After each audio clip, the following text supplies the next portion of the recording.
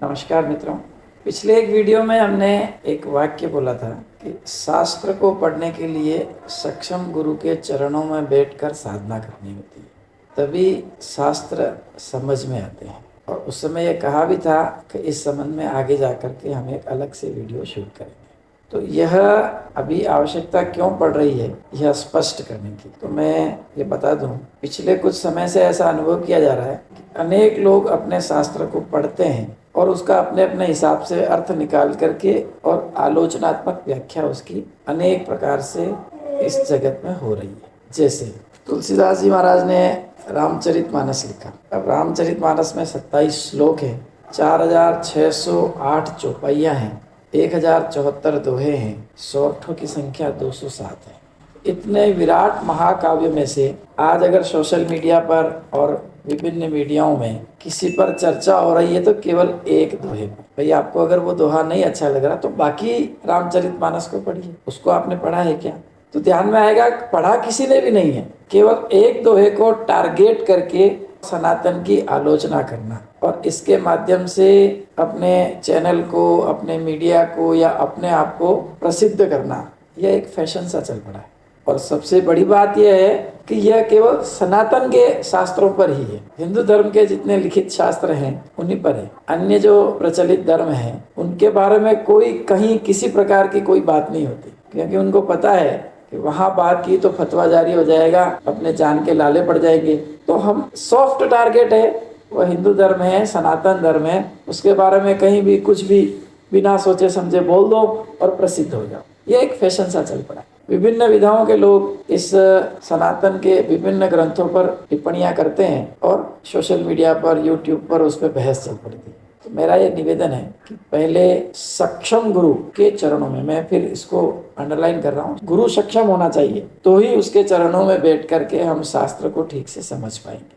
यह कोई डेटा नहीं है या आपके किसी कोर्स की कोई पुस्तक नहीं है कि आपने पढ़ा और उसको परीक्षा देनी है और पास हो जाना है। यह जीवन की परीक्षा को पास करने वाला, इस भवसागर से पार ले जाने वाले ग्रंथ हैं। इनको समझने के लिए सक्षम गुरु की शरण आवश्यक है। और जितने भी सोशल मीडिया पर और विभिन्न लोग आज इन ग्रंथों के बारे में चर्चाएं करते हैं, उन्होंने, मेरा ऐसा मानना है, ठीक से उस पूरे ग्रंथ को पढ़ा भी नहीं होगा। केवल आलोचना करने के लिए उसका एक हिस्सा उठाया और आलोचना करके स्वयं को महान सिद्ध करने में लगे हुए। पिछले दिनों एक बहुत प्रसिद्ध व्यक्ति हैं और सिविल सर्विसेज की कोचिंग में वो पढ़ाते हैं, उनका खुद का कोचिंग सेंटर होगा शायद। उन्होंने एक चर्चा की, शंभूक वध पर उनका एक छोटा सा वीडियो आया। एक और वीडियो मैंने उनका देखा कि भाई हनुमान जी उड़ सकते थे और उड़ करके लंका गए तो सीता माता को बिठा करके ले आते, तो फिर युद्ध ही नहीं होता और मामला तभी सलट जाता। तो मैं फिर विनम्र भाव से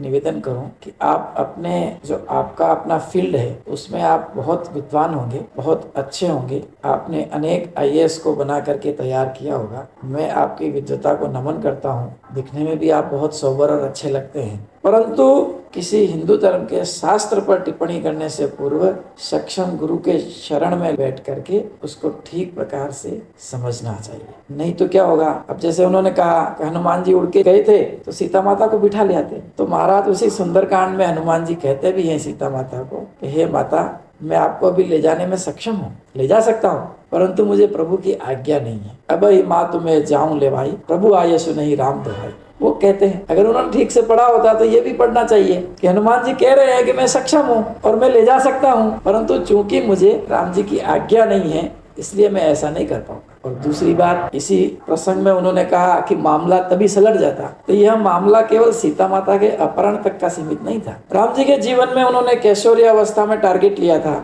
और शपथ ली थी, निश्चरहीन करऊं मई भुज उठाए प्रण की। उन्होंने भुजा उठा करके अपने कैशोर्य में, जब विश्वामित्र उनको ये सब दिखाने के लिए ले जाते हैं कि राक्षसों का कितना आतंक और अत्याचार है, तो भुजा उठा करके वो प्रण करते हैं कि इस पूरी धरती से मैं राक्षसों का नाश करके रहूं। तो राक्षसों का नाश करने के लिए वो जंगल में गए। अब इसमें से वो फिर प्रश्न करेंगे कि महाराज वो तो अयोध्या से सेना लेके चले जाते। तो अगर वो सेना लेके चले जाते तो जनमानस अन्याय के प्रतिकार को तैयार कैसे होता? उनको जन सामान्य को अन्याय का प्रतिकार करना सिखाना था। इसलिए उन्होंने सामान्य जन मैदानी में से, वन में रहने वाले नरों से अपनी सेना का निर्माण किया, राक्षसों के सम्मुख खड़ा करके और राक्षसों का नाश किया। परंतु ये सब देखने के लिए, ये सब दृष्टि विकसित करने के लिए गुरु की शरण आवश्यक है। अभी पिछले दिनों एक कथावाचक ने रजस्वला स्त्री को पवित्र होती है अपवित्र होती है, इस पे एक बहस से चालू कर दी। सबरीमाला के मंदिर में स्त्रियों का प्रवेश होना चाहिए, नहीं होना चाहिए, रजस्वला स्त्री को जाना चाहिए, नहीं जाना चाहिए। यह सब क्षेत्र धर्म का है,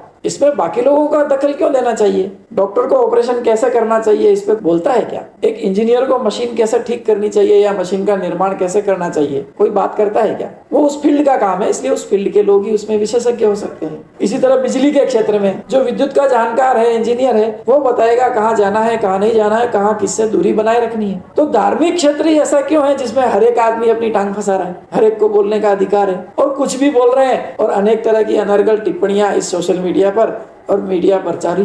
और सबसे बड़ी बात है मीडिया भी उसको बहुत हाईलाइट कर रहा है और ये सब हो रहा है केवल सनातन और हिंदुत्व के ग्रंथों पर या उनकी परंपराओं पर, और किसी पर कोई नहीं बोल रहा और किसी पे बात करने के लिए किसी की हिम्मत नहीं है। अब आगे का प्रसंग अपन लेते हैं कि किसी भी ग्रंथ को केवल पढ़कर क्यों नहीं समझा जा सकता, गुरु की शरण क्यों आवश्यक है। तो देखिए सामान्य सी बात है कि आप अपनी वाणी से, अपने लिखकर, बोलकर, जिसने कभी रसगुल्ला नहीं खाया, नहीं देखा, उसको रसगुल्ला भी ठीक प्रकार से समझा नहीं सकते। उसके आसपास ला सकते हैं, परंतु रसगुल्ला ठीक समझाना है तो उसको रसगुल्ला लाकर खिलाना पड़ेगा। उसको कहोगे सफेद, कहेगा कैसा सफेद? बगुला जैसा। तो सोचता होगा बगुला तो ऐसा होता है। फिर कहेंगे मीठा, तो उसने जो मीठा पदार्थ खाया होगा उसके रेफरेंस में उसकी कल्पना करेगा। रसदार, तो उसने जो रसदार पदार्थ खाया होगा उसके रेफरेंस में उसकी कल्पना करेगा। वस्तुतः हम चीजों को समझते हैं अपने रेफरेंस से है, अपने पूर्व में जो डेटा हमारे अंदर संचित है उस हिसाब से हम समझते हैं। प्रॉपर किसी को समझाना है तो वो वस्तु उसको दिखानी होगी या वो वस्तु ला करके देनी होगी। तो धर्म भी वैसा ही है, सनातन भी वैसा ही।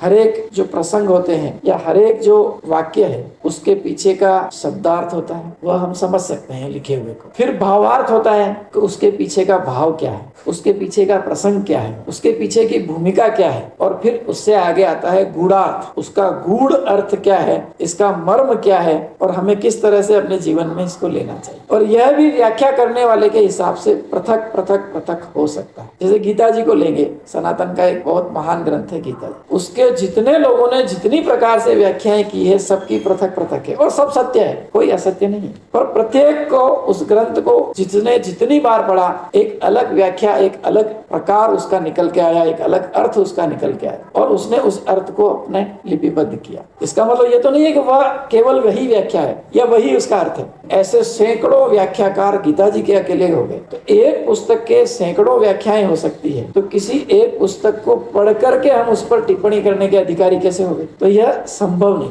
फिर प्रसंग के अनुसार किसी शब्द का अर्थ भी बदलता है। जैसे एक व्यक्ति सवेरे उठ करके घर से गया, निकलते समय उसने दरवाजा खोला और अपनी पत्नी को आवाज दी, दरवाजा। पत्नी ने कहा हाँ ठीक है, और पत्नी ने उसका अर्थ समझा मुझे दरवाजा बंद करना है। शब्द क्या था? दरवाजा, आगे नहीं बोला। जब वो लौट के आया उसने बाहर से आवाज दी दरवाजा, पत्नी ने कहा खोलती हूँ। वाक्य तो एक ही है, दरवाजा शब्द, वाक्य भी नहीं है। परंतु प्रसंग के अनुसार जब आगे घटना में वह उसका अर्थ क्या निकल रहा है, जाते समय था दरवाजा बंद करना है, आते समय जब उसने बोला तो दरवाजा खोलना है। शब्द तो एक ही है ना। तो उसकी भूमिका क्या है, उसका भाव क्या है, उसका गूढ़ अर्थ क्या है, यह सब समझने के लिए हमको गुरु की शरण आवश्यक है। और वह गुरु सक्षम होना चाहिए। हर एक को गुरु बना लेंगे और वह उतना सक्षम नहीं है तो फिर वो हमें ठीक प्रकार से उस ग्रंथ के बारे में भावार्थ गूढ़ार्थ नहीं बता पाए। एक और उदाहरण मैं देता हूँ। जैसे इस भवन की चौथी मंजिल पर कोई खड़ा है और वह कहता है कि आंधी आ रही है। नीचे सड़क पे खड़ा व्यक्ति कहता है वो झूठ बोल रहा है, क्योंकि नीचे खड़े व्यक्ति को आंधी नहीं दिख रही। अब उसको वास्तव में आंधी देखनी है तो 4 माले सीढ़ियां चढ़ करके चौथे मंजिल पर जाना पड़ेगा। चौथे मंजिल पर जाने पर वह व्यक्ति दिखाएगा देखो वो आंधी आ रही है। हम क्या कर रहे हैं, नीचे खड़े खड़े उस व्यक्ति को कह रहे हैं ये झूठ बोल रहा है। हम 4 मंजिल जाने की जहमत नहीं उठा रहे। सबसे निवेदन है, इस प्रकार की जो टिप्पणियां सोशल मीडिया पर करते हैं, कृपया 4 मंजिल चढ़ें, उन ग्रंथों के गूढ़ार्थ भावार्थ किसी सक्षम गुरु के चरण में बैठकर उनकी कृपा से, उनकी कृपा प्राप्त करके उस भावार्थ तक और गूढ़ार्थ तक पहुंचे और फिर आप पाएंगे कि जिस परिप्रेक्ष्य में लिखा गया था, जिस घटना के संदर्भ में वह लिखा गया था, जिस हिसाब से वह लिखा गया था, जो उसका अर्थ था, वह उस क्षेत्र के लिए बहुत उपयुक्त है। एक और बात मैं निवेदन कर दूं, सनातन के जितने ग्रंथ लिखे गए हैं, लिखने वालों ने पैसा कमाने के उद्देश्य से नहीं लिखा, लिखने वालों ने प्रसिद्ध होने के उद्देश्य से भी नहीं लिखा। उनको प्रभु की कृपा प्राप्त हुई, प्रेरणा मिली और उन्होंने उसे लिपिबद्ध। सनातन के चारों वेद किसने लिखे, आज तक लेखकों के नाम पता नहीं। तो आज हम जो वीडियो बना रहे हैं, उसके बारे में टिप्पणियां कर रहे हैं, उसके बारे में हम अपने निर्णय जारी कर रहे हैं, यह खराब है या गलत है या यह सही है, हम अर्थ की प्रेरणा से या प्रसिद्ध यश कीर्ति की प्रेरणा से यह काम करें। जिन्होंने ये ग्रंथों की रचना की थी वो इन सब से परे जाकर के उन्होंने इन ग्रंथों को बनाया। कृपा करके उनके बराबर होने की हमारी, मुझे तो नहीं लगता कि हमारी ऐसी बिसात है कि हम उनके बराबर हो पाएंगे। तो कम से कम हम उनके बराबर नहीं हो सकते तो उन पर अंगुली उठाने का, उनको गलत सिद्ध ठहराने का हमारा कोई अधिकार नहीं बनता। सनातन पर कृपा करें, दया करें। आप जिस क्षेत्र में महान लोग हैं, आप कथावाचक हैं, अपनी कथा कहिए, अपनी फीस लीजिए, अपने भक्तों को प्रेरित करिए। आप अच्छा कर रहे हैं, बहुत बहुत साधुवाद। आप IAS बना रहे हैं, उसकी कोचिंग कर रहे हैं, बहुत अच्छी प्रकार से कर रहे हैं, इसके लिए आपको धन्यवाद। धर्म के क्षेत्र में अपनी टांग घुसेड़ना बंद कीजिए। बहुत बहुत विनम्र निवेदन के साथ मैं पुष्कर नराणिया, वात्सल्य संस्थान चित्तौड़ से सबको राम राम। वीडियो अगर अच्छा लगता है तो इसको सबको भेजिए। और एक और निवेदन है कि सब लोग मुझे व्यक्तिगत रूप से मैसेज भेजते हैं व्हाट्सएप पर, का बहुत अच्छा लिखा आपने या बहुत अच्छा बोला, उसके स्थान पर यूट्यूब पे ही टिप्पणी करिए, अच्छा है या अच्छा नहीं है, जो आपको लगता है वो करिए। पर यूट्यूब पर लाइक करिए, सब्सक्राइब करिए और उसी पे टिप्पणी करिए। राम राम, जय श्री राम।